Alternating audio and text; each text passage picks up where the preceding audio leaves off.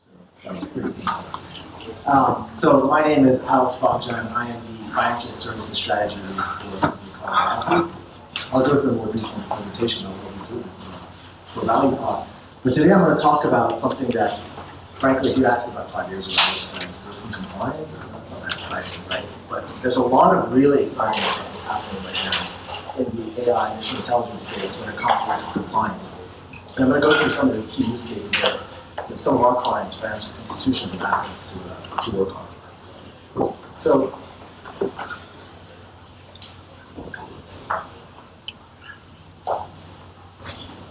there we go. So I'll go through first really what is going on in the risk and compliance technology space, how much growth we've had lately.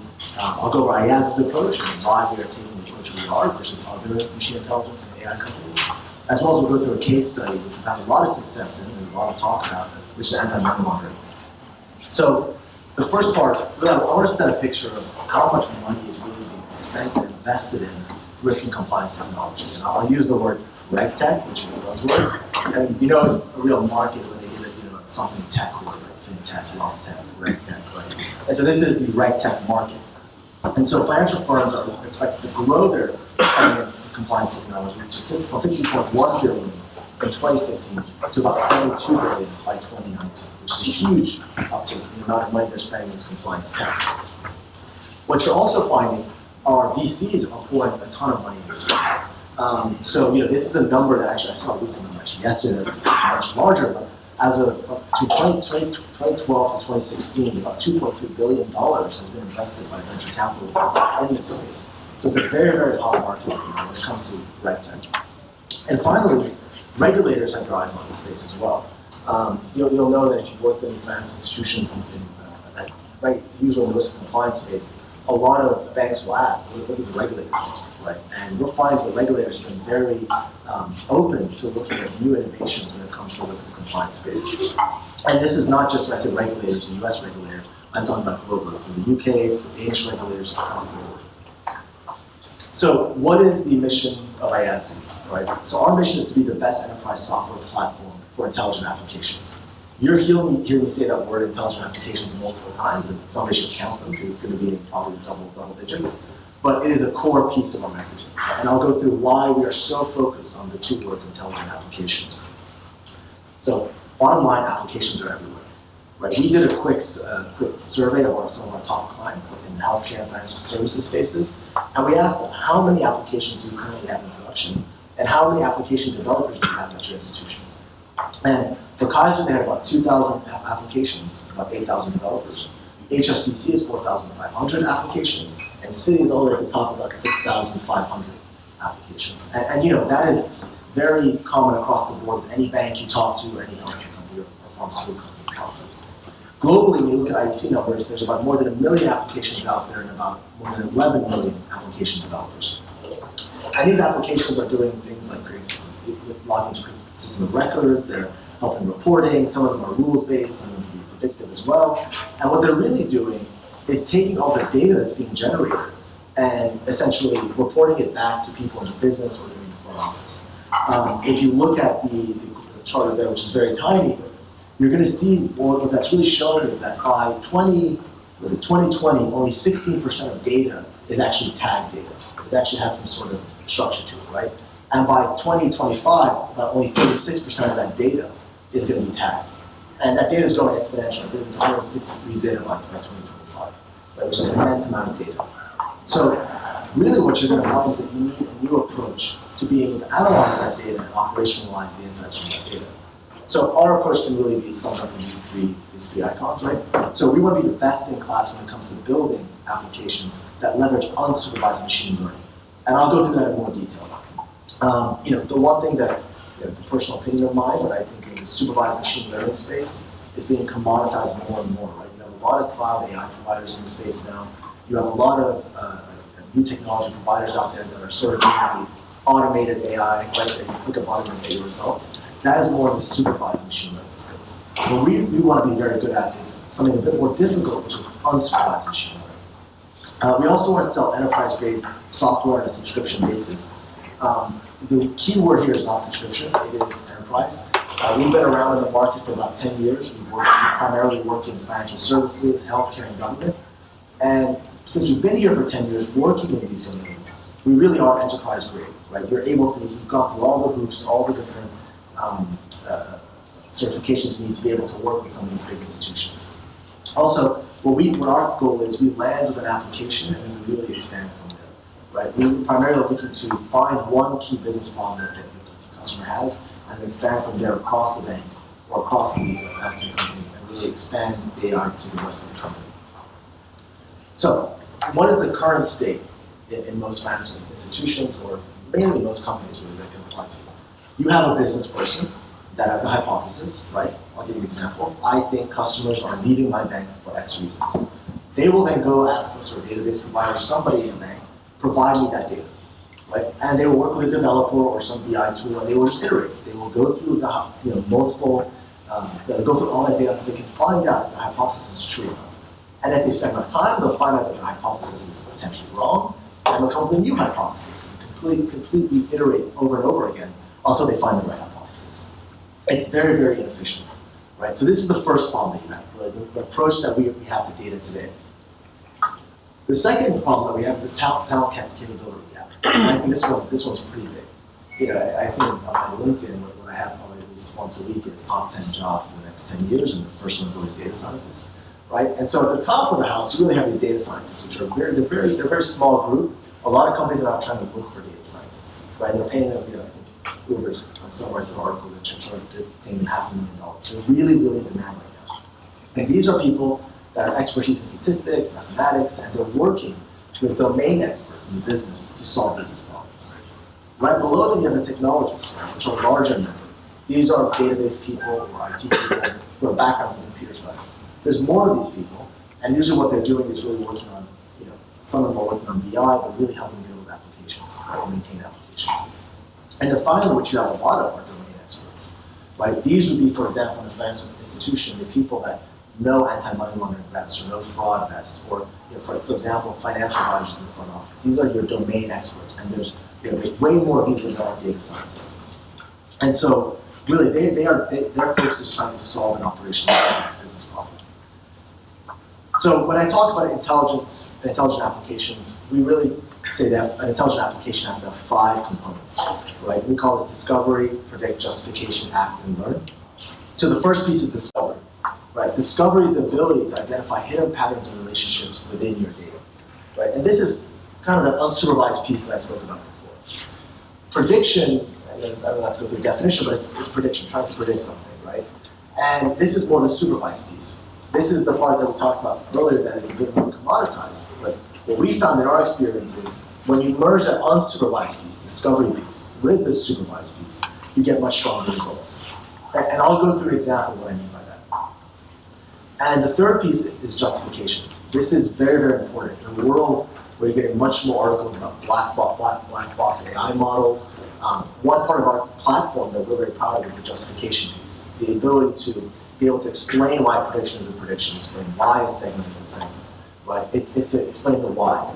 And a lot of people have told me, what does it matter? Why don't we have black box models? If they're right, why does it matter? A lot of it has to do with trust. And I'll give you a good example. We were developing for a client a financial advisor intelligence solution for their startup. Essentially help them understand which customers are going to leave their book of business. So 5 financial advisors, and we say, do you like what you see, right? We're able to predict with 90% accuracy that these customers are going to leave their book of business. And this is fantastic. This is wow. This is blowing our minds. This is sort of like they come up with all these analogies, right? But then one guy was like, I'm never going to use this because I don't know why it's coming up with that result. Right? I know best. Right? I like the machine is telling me that, but I need to know why it's coming up with that, so I can make the next best decision. So the justification is very, very important when it comes to developing an intelligent application. The fourth piece is act. So what is the best prediction, the best discovery, the best justification you can act on? So you have to be able to operationalize your insights. And finally, learn. So our CMO likes to say an application that isn't getting smarter is getting dumber. New data has to be ingested over time and refine the results over time to get stronger results. So these are the 5 components for us of an intelligent application. And so why is the discover piece so important for us? Why is the unsupervised learning piece so important for us? There's five really major enterprise data challenges that a lot of banks are facing, and a lot of companies in general are facing. One, the high dimensionality that comes with data nowadays. And what I mean by high dimensionality is, a great example is Alex Baghdjian in the bank right now. There are 20 or 30 different databases that point to my name. Social media, my interactions on the website, the transactional data, customer profile data, KYC data, it all goes back to one person. So there's a lot more data about one person in that way, if you want to think about it in simple terms. There's more columns and more rows on one person. Second, a lot of data is unstructured.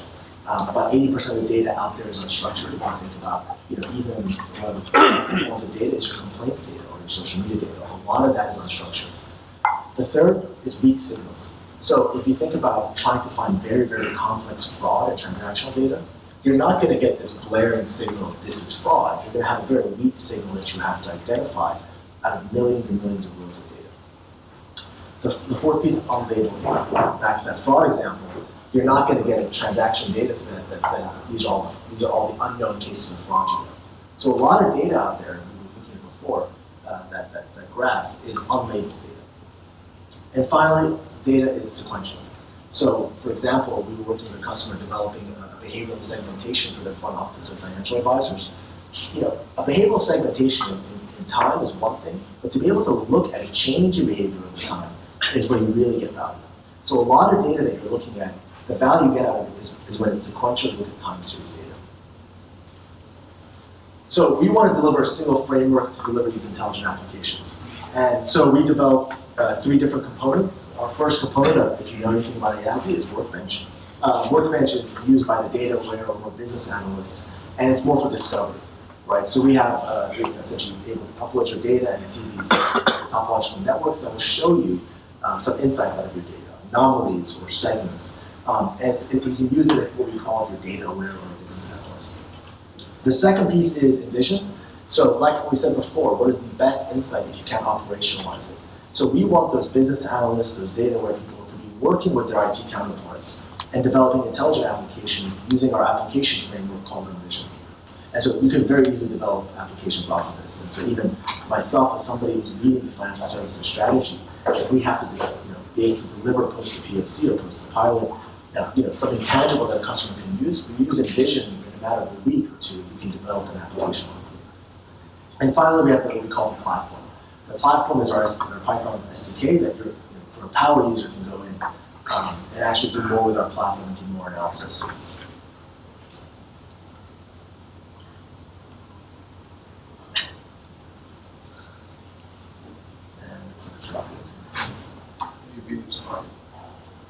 Say that again? Yeah, I know. Yeah, right. This is the easiest thing. All right. So I'll go into detail about a real case study for some compliance and machine intelligence, but I'll give you a quick overview of what we do.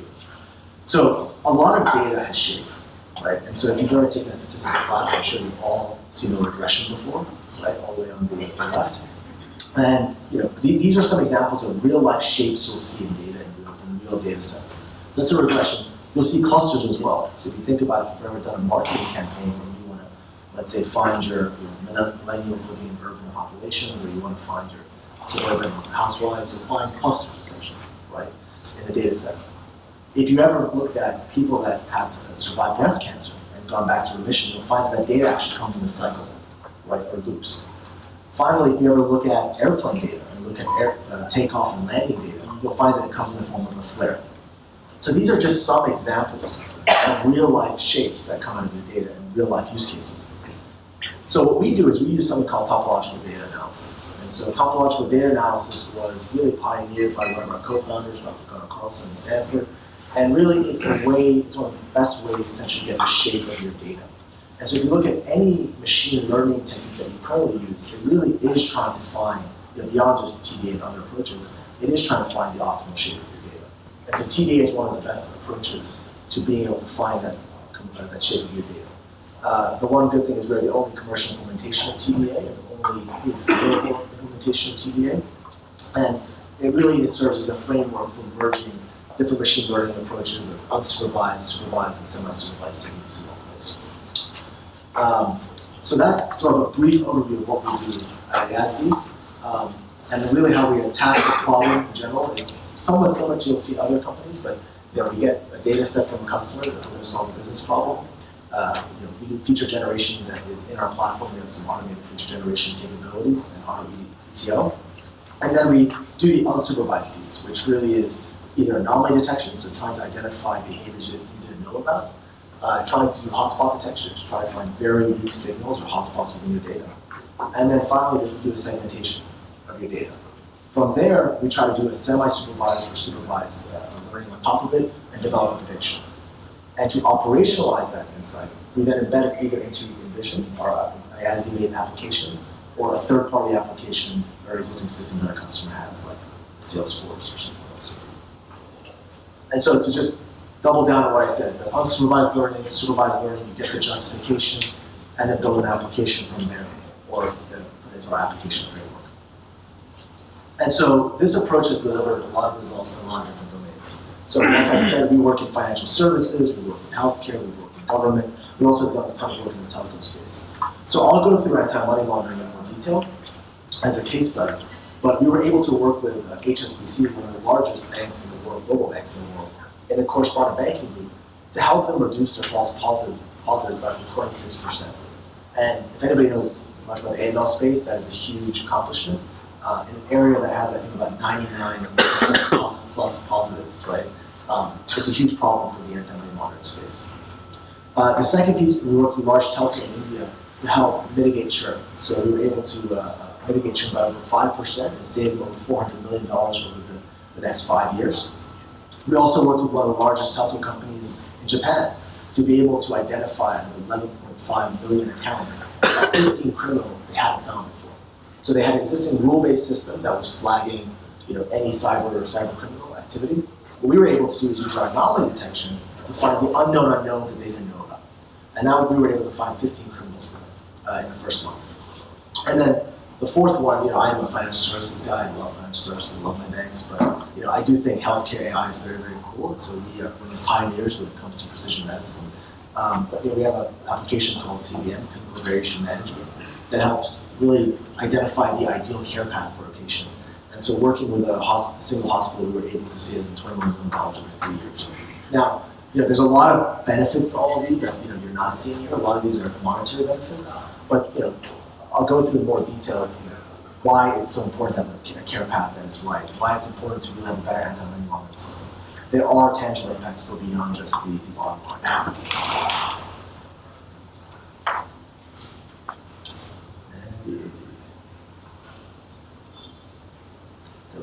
So in FinTech, we really operate in 4 major areas. The first one is financial crimes. Second is customer intelligence.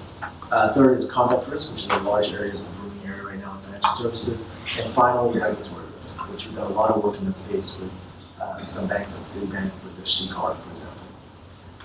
So let me get to an actual example. So what is the big challenge when it comes to anti-money laundering, right? If you've ever been to ACAMS, which is the big AML conference, you've seen in the last 5 years, it's sort of exploded with new technology vendors, a lot of talk about AI. And really, what's happening in the AML space, it's really, for somebody who likes to solve problems, it's a very, very big problem right now, right? There's exploding investigative volumes, right? So if you think about, a lot of banks actually have a huge backlog of alerts they have to look at, because they just aren't able to keep up with all the alerts that are being generated from their transaction monitoring system. And I'll go through in more detail what the end-to-end workflow of the AML system is. The second piece is the regulatory burden continues to climb, no matter what geo you're in, right? If it's China, the Philippines, Australia, the regulations that are coming out are just growing over time, and they're expanding. So I know there's new talk now that they want to investigate real estate purchases. There's additional regulation that came out on ultimate beneficial ownership, identifying who's the ultimate owner of a company, which came out after the Panama Papers. The third thing is to really keep up with all this regulation, to keep up with all these exploding investigative costs. IT deployment cycles have to keep up with new innovations, and they're not able to keep up with the requirements that the businesses are providing.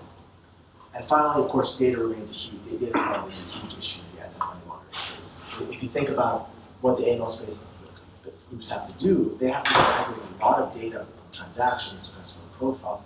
Potentially, if they're really forward-thinking interaction data, in one place to identify if somebody's business is nefarious or not.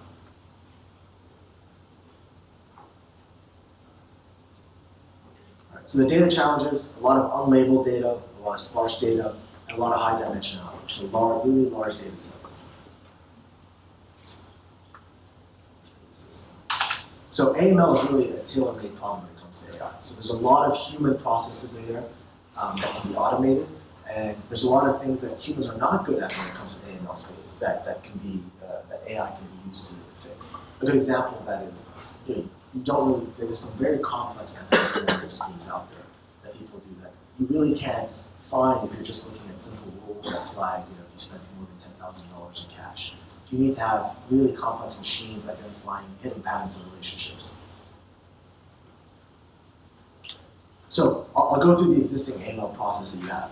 So there's a lot of transactions, client profile data, there's sanctions, PEP, watch lists. All that data goes through some sort of entity resolution so that everybody with the name Alex, it's tied to the same person.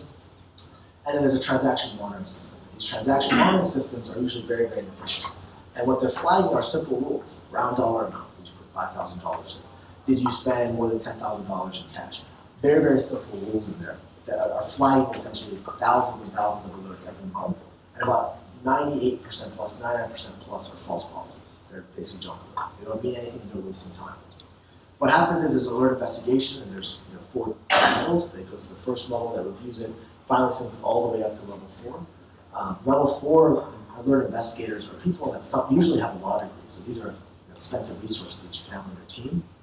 And if they believe that there is actually money laundering, they will build a case, and that case will then be filed as what we call a suspicious activity report to the government so that they can actually investigate it. And I think about only 5% or 1 to 5% of SARs are actually legitimate SARs. So there's a huge problem that with what we call defensive SARs. People file SARs for the sake of filing so that it's more out of defense than actual nefarious activity. So what we want to do is we don't want to rip and replace any of these systems. The risk would be too big for a bank. What we want to do is take machine intelligence and embed it into the existing systems banks have. And so we have 3 different offerings. I'll go through the first one that we worked with HSBC because it's a real life example, which is our intelligence segmentation. So the traditional AML segmentation approach in a bank is very rules-based. They essentially will say, okay, you're in the retail bank, you're in the wealth management group, so for those customers, they fit in those 2 segments, right? It's usually based on the line of business that you work with or you're doing any business with. Or it can be based on geography. It is very, very, very simple. And because of that, what happens is you have these scenarios, like I mentioned, round dollar amount. Let me use a basic example. If you spend more than $10,000 in cash, flag an alert.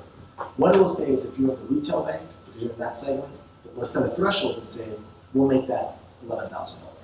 But if you are in the wealth management group, we'll set the threshold lower because potentially they think you're higher risk to $5,000. So each of the scenarios that they have a certain threshold, right? And it's catered, it's based on the segment you're in, you have a different threshold. So it's a very, very, very inefficient process. And it files, like I said, about 98 to 99% of the alerts are false positives. So we came in to HSBC and said, you know what? Let's work on your hardest problem you have. And the hardest problem they have is something called correspondent banking. So correspondent banking is your customer's customer. So it's, for example, if you are living in Italy and you want to transfer money to Bank of America, you will transfer money to, let's say, Lloyd's, and then we'll go from Lloyd's Bank in the UK, and then we'll go to Bank of America. And there's a correspondent bank in between. And so they said to us, correspondent banking, we don't have enough data. It is our customer's customer. We don't have any data from them. And whatever data we have is just transactional data. Can you help us reduce the amount of false positives and create a better anti-money laundering system that we have? And so we came in and said, instead of developing a rules-based segmentation that is highly biased in that people are going in and saying, we can manage 10 segments, so we're going to get 10 rule-based segments out of it. We're going to develop a segmentation that's based on customer behaviors. So we're going to look at the 20 fields you gave us, do our feature generation, expand that out to thousands of columns, and then analyze the granular behaviors of your customers and create a behavioral segmentation. Now, you may think, okay, behavioral segmentation, interesting, what does that do? When you take that behavioral segmentation and tune the thresholds that you had on those rules, the scenarios, existing scenarios you had on your system, What you're going to be able to do is set that threshold at a better level. And by doing that, you're able to reduce the false positives while still getting all the true positives you had before. So you're still catching all the bad activity, but you're reducing all of those what I would call junk alerts. And so this is a good visual representation of what that looks like. So your traditional segmentation, the segments are adequately distributed. We know banks that have 90% of their customers in one segment, and they have 10 segments. And the thresholds are often set too low or not at the right level, so you're getting a lot of alerts. With our intelligent segmentation, or behavior-based segmentation, the segments are more adequately distributed, and thresholds are set at the right level based on the segment. And because of that, you're able to have a much stronger anti-money process and system. So if you go back to discover, predict, justify, act, and learn, what did we do? So we leveraged our discovery capabilities to basically use an unsupervised learning technique to identify these behavioral segments of customers, mainly in this case pseudo-customers or customer's customer. We were able to then create a supervised model that would then bucket customers into different segments based on their characteristics. We then had justification, right? So remember, we're working with a big bank here and there was some compliance division. So everything is going to be reviewed by a regulator and internal model teams. So the key thing we had to have here was justification to explain to the business that segment 1 is a segment for these 5 reasons. And the business has to go sign off on it and say, you know what, this makes sense to us intuitively, and we sign off. Right? Remember when I talked about that trust aspect of it? That's where that was really important. For the business to be able to sign off on that they agree with what the machine is doing. So we created a very simple, user-friendly, regulator-friendly output that they can understand the justification behind each segment. And then we developed an application that they could act on that would then enable them to run the segmentation on a periodic basis to retune their threshold based on their customers. And finally, of course, we'll learn as new data comes in to make the application better. So what did this do, right? Just some numbers. Right? So 800,000 transactions alerted per month for HSBC.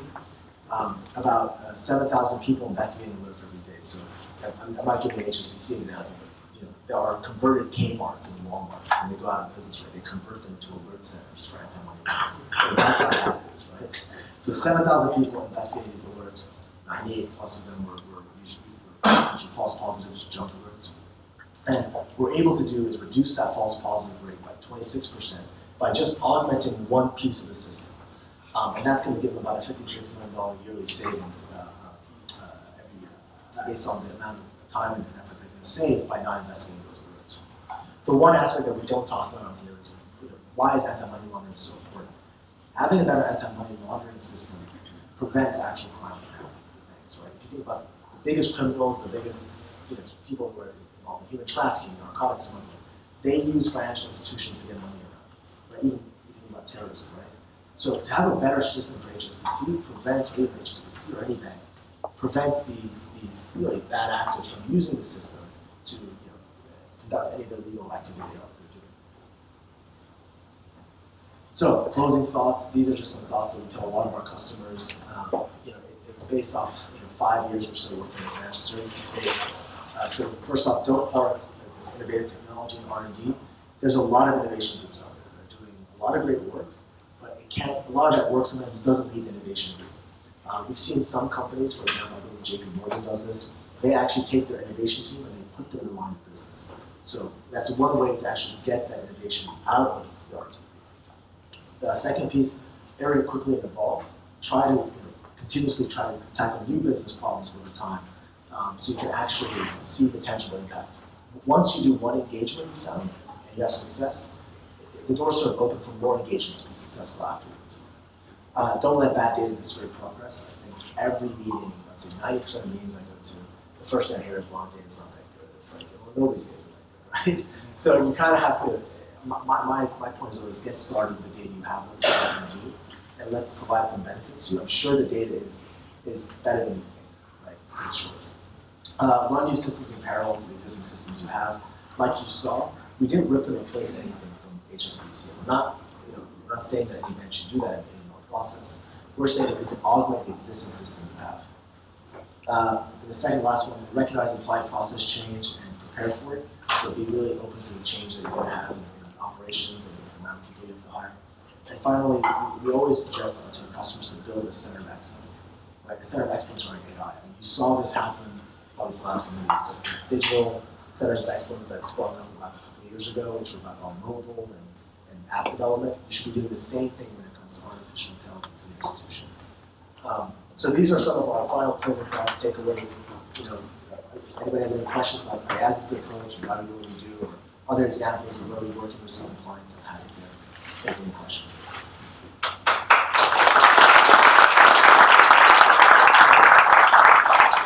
So we're just going to want the audience to mic throw some questions, and that mic should be working. Hi. Hi. How do you see GDPR affecting your processing? Yeah, so I mean, that question has come up with some of our European customers, right? But I mean, for our platform, we're mostly on premise, so a lot of the data doesn't leave. You guys hear me? So that question has come up with our European customers. But frankly, I'll tell you, I was somewhat worried about GDPR when it was coming up, but it hasn't affected us as much as I thought it would. I mean, I think out of all European clients, only one or two has asked about it. A lot of the data that we have doesn't leave the bank, and we've gone through all the loopholes to be strong data secure. So it hasn't really affected us in we have very rarely not many customers are asking for cloud deployments in financial services space. So what kind of challenges are you facing dealing with customers in terms of adoption and using AI more? Yeah, so I think there's a McKinsey stat out there that 12% of all AI projects go into production, and 50% of them, those that fail, 50% fail because they don't have operationalized them. And we've been in that same situation where customers just, I'm not going to say the nickname we have for these use cases, but they come up with these use cases that are just not good use cases, right? And you think about how would you operationalize them? They're sort of crickets, right? Nobody really knows. It's great to predict the market. I'll give you an example. This is not at our company, so I can say what happened, but an insurance company was able to predict within a 5-minute time frame if somebody was going to leave their website, was going to close the browser and leave the website. Great. What do you do with that? You call the guy up as they're about to close. So there's a lot of good work being done, but there needs to be a bit of reality check, I would say, right? And so, a lot of what we provide is software, but we also provide a bit of guidance to our customers. What is a good use case? What we're seeing in the market. The good thing about us is we work in the government space and healthcare, especially in government. There's a lot of good osmosis between government and financial services, especially in the financial crime space. So I think the path to operationalization is one of the biggest problems we're facing. I think from 5 years ago, I've been in this space for about 5 years now, you're seeing a much more educated buyer. Right? People are not sort of saying, oh, AI can do anything. Right? They know what AI can do. They know what unsupervised and supervised machine learning is. So I wouldn't say it's an education problem, it's an operationalization problem right now. And that's why we're so heavily focused on that operationalization piece. Hi, thank you for that very illuminating presentation. You talked about building an AI center of excellence. Could you talk a bit about, customers that built it and have succeeded, how much they've invested in it, what constitutes? So I mean, it's going to vary from customer to customer, right? And so we have a couple customers that are working. I do know other AI software companies that are doing very much similar thing. They're opening these centers of excellence at companies, right? Or embedding themselves into existing centers of excellence. The answer, I hate to say it, but it really depends on the customer. It depends on even the vertical. Some very mature customers already have a center of excellence that you can embed yourself into. I think the key thing here that I would say is, center of excellence and innovation group are not the same thing, right? An innovation group is a bit different. And I think innovation groups are fantastic, but I have seen higher adoption rates with centers of excellence than I have with innovation groups, right? Or actually higher rates of adoption in terms of operationalization. Right here, thank you. 2 parts of the question, 2 simple ones. Number 1 is, when you look at AI applying in this compliance AML financial services, are we talking about, let's say using baseball parlance, are we talking about really early in the innings, first, second, or third? That's the first part of the question. The second part is, assuming you answer this first part, the second part is, how far are we away in terms of more widely adoption in the space using AI in financial services with respect to compliance and AML? Once again, parlance in baseball terminology, where we are, and also widely adoption in terms in the space. Thank you. So, in terms of AI in general, I think adoption is growing, right? Depending on the large institutions have a lot of money to spend sort of innovating and trying to build these centers of excellence. I think it's going to take time to seep down into the sort of the, I'll say, companies that don't have the discretion amount of money to spend a ton on artificial intelligence, right? The tier 3 and below banks, I'd say, especially financial services. But for risk and compliance, fraud is very, very mature when it comes to artificial intelligence. We've seen a lot of good vendors in the space. It's been around for the last 5 years. Anti-money laundering, I would say, is still very new, right? When we go in the anti-money laundering space, there's a lot of customers that say, oh, we look at AI, we actually aren't paying them. I go, that's too different. Like, it's completely different. So there's a bit of still education that needs to happen. I think we were actually the first customers that had an artificial intelligence application in production at HSBC. But last year, we've seen huge headway, more vendors coming out, more of them getting in production, and a couple that are doing some interesting things. So I think AML is still new. In other areas of risk and compliance, you're seeing that there has been adoption, such as fraud. An area like, for instance, conduct risk hasn't been that mature. It's still sort of growing.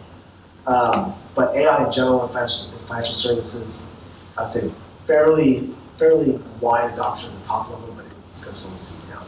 And then you're seeing, of course, other verticals I'm talking about, telco and healthcare, are also sort of similar in that sense. Yeah.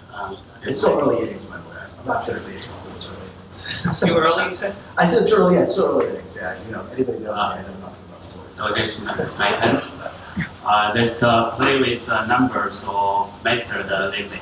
A couple of questions, right? Yeah. Let's dig into. I think you gave very great 3,000 view. I mean, if we can go to 100 feet. Yeah. I guess first, if you look at your methodology, you do intelligent unsupervised learning, clustering groups. I almost think, you probably need some experts sitting behind your system to decide whether your clustering can be really explained easily to the domain expert. Otherwise, it will be very difficult. Even you get very great result, it will be you have very big explanation issue to start with. I mean, I have a So that's actually a very good point. So the workbench application I showed you, the one that shows the network. I mean, I'm not a data scientist. I'm not trained as a data scientist, but I've used it before, and I understand the outputs. Right? With the right training, you can actually understand it. But to your point, I think you're actually touching on what the core message is. Right? Not everybody should understand what a cluster is and understand the math behind it. Frankly, what you should have is, I don't expect to go back to the financial advisor example. A financial advisor open their CRM and then pull out a clustering algorithm and just start looking at some numbers. Frankly, all they want to do is push a button and cluster a book of business or segment a book of business based on behaviors. And so what we believe is that the way that you're really going to get AI widespread adoption is by sort of simplifying it for business users, right, and embedding into the existing framework they have, or existing applications they have, right. So you're right. It's not meant to be for everybody to pull up and look at the numbers and essentially do the algorithm, run the algorithm themselves. To summarize your point, you're saying because you use some certain behavior method according to your founder, then your clustering is easy extendable compared with any other clustering method. Yeah. Is that accurate? There is I won't get into the math, but there is a very good blog post by Dr. Ben Carlson that explains the TDA approach versus clustering. Right? I'm happy to share it afterwards. Okay. And if you want to go into that, that's actually, I've sent it to multiple different people, and that usually answers a lot of questions. I can share that as well. Yeah, we do it. Yeah. So secondly, for the 56 million savings, right, over 7,000 operator to checking it, you get 26% savings. Yeah. We do some number crunching. 726%, it's about 1,800 people, right? I mean, 56 million divided 18. Yeah. About 2,000 people. About 2,000 people. That would be around about 30K US dollars saving per year. Is that roughly like you are indicating like you're saving this number amount of people? So I have the business case. I can show you the business case behind that, but I can't do the mental math right now. But So I can show you the numbers behind that as well if you want to see the number that we've Yeah, indicated. I guess you can probably study some good things. We have one more question. Hi, I have one question regarding to, you said don't let big data, how do you filter between high dimensional and unstructured data? Because some of this data is legacy, and it also has like periods, and also has accounting standards, and then the unstructured is just text-based. How does your system actually consolidate all of this? So we do actually analyze unstructured data. A very good example of a project we did with unstructured data is in the government space. I can't talk about the project, it's actually classified, but the project had essentially multiple reports coming out every month in red, amber, green status, right? And what we were able to analyze is the language used in the report. We were able to predict with a pi, I don't know the exact number, we were able to predict very well which project is going to go from red to amber, amber to green. Right, it's going to be down green. That was fully analyzing unstructured data. Right, so our platform is able to analyze unstructured data. So, but the one thing that is easier is if you have transactional data versus more structured scenario. So if you have high dimensional, when you have counting periods and other sources in it, how do you filter that out? The system filters it out to have unstructured? Or So there is some pre-processing that happens on the data. It's not just throw your data and get the okay, results. so Right? you have an actual structure. Yeah, there's some sort of pre-processing of the data, depending on use case to use case, right? And I can talk about doing some work on like the project analysis work we did, some work we did on complaints as well. Different use cases, just different pre-processing.